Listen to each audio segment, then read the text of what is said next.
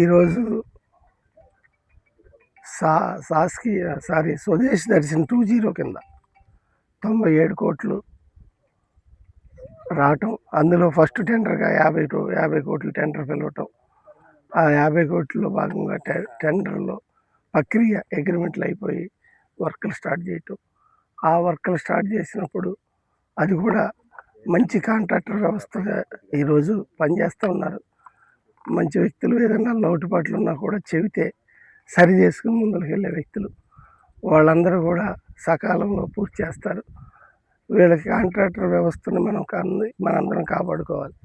వాళ్ళు పొరపాట్లు చెప్తే మనం చెప్పాలి తప్పితే ఆదిమాషి చేయటం, వాళ్ళని ఇబ్బందులు గురి చేయటం మనం చేయకూడదు. తప్పనిసరిగా వాళ్ళు చాలా బాగా చేసే వ్యక్తులు, స్పీడ్గానే పనులు అవుతున్నాయి. ఇంకా స్పీడ్గా పనిచేయటం కోసం నేను ఎప్పుడు తోడుంటా.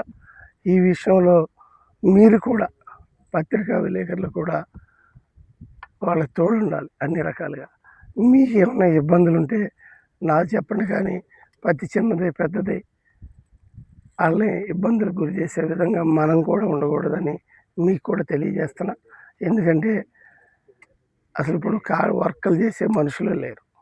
అటువంటప్పుడు వాళ్ళు లెస్ టెండర్లకి రాష్ట్ర గవర్నమెంట్, ముఖ్యమంత్రి గారు అడిగితే ఈ ఏసీ వర్కులు చేస్తూ ఉన్నారు. ఈ విషయంలో తప్పనిసరిగా వాళ్ళకి తోడుంటాం. అలాగే ఉప్పు నీళ్ళ విషయంలో ఇంతకుముందుల చూసి చూడనట్టుగా పొరపాటున ఒకటి అర తప్పులు దొర్లుంటాయి. కానీ ఇప్పుడు సపరేట్గా ట్రాక్టర్ పెట్టి ఏ రోజుకి ఆ రోజు 7 నుంచి 8 లోడ్లు తీసుకొచ్చి చేస్తూ ఉన్నారు. అందుకని తప్పనిసరిగా మంచి వర్క్ జరుగుతుంది. కాకపోతే ఇక్కడ పార్కింగ్ విషయంలోనే మనందరం కలిసికట్టుగా ఉండాలి. ఎందుకంటే ఈ నేల మంది, ఈ గాలి మంది, అలాగే ఇక్కడ ఉన్న మనుషులు కూడా మనవాళ్ళు. ఎక్కడి నుంచో ఇక్కడికి వచ్చి ఈ చక్కగా విహారయాత్ర కోసం టూరిస్టులు వస్తూ ఉంటారు. దాంతోపాటు మనకి మంచి శివాలయం 10 కోట్లతో పూర్తయిన శివాలయం కూడా ఉంది. సముద్రం, మంచి పార్కింగ్ 2 ఎకరాలు రెడీ అవుతున్నది. దాంతోపాటు ఇంకొక 2, 4, 5 ఎకరాల దాకా ఇంకా రెడీ అవుతుంది. దాన్ని కూడా టూరిస్టు దీనికి తీసుకొచ్చి అటు జడ్పీ ల్యాండ్ కానీ, ఇటు పంచాయతీ ల్యాండ్ కానీ గవర్నమెంట్కి పెట్టి నేను ప్రయత్నం చేస్తా.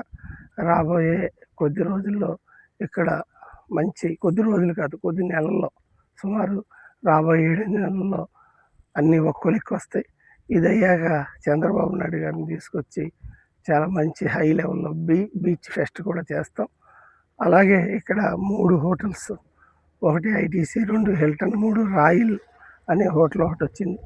ఈ ఒకటి 3 స్టార్, 2 స్టార్, 2 5 స్టార్లు అని తెలిసింది.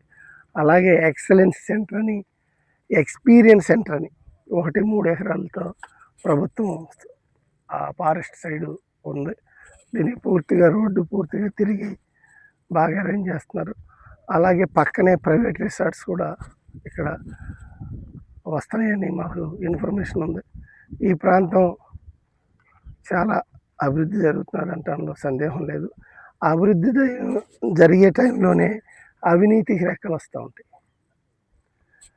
అభివృద్ధిని మనం ఆకాంక్షించాలే కానీ అవినీతి రెక్కల్ని మనం కట్ చేయాల్సిన అవసరం ఉంది. అది ఎక్కడెక్కడ ల్యాండ్స్ అన్నీ కాగితాలు పుడతాయి.